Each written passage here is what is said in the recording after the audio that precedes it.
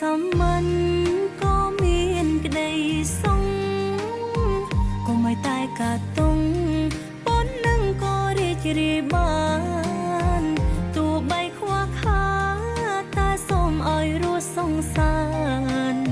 ររកបានប៉ុន្មានត្បិតត្បៀតចាយតាមនឹងទៅ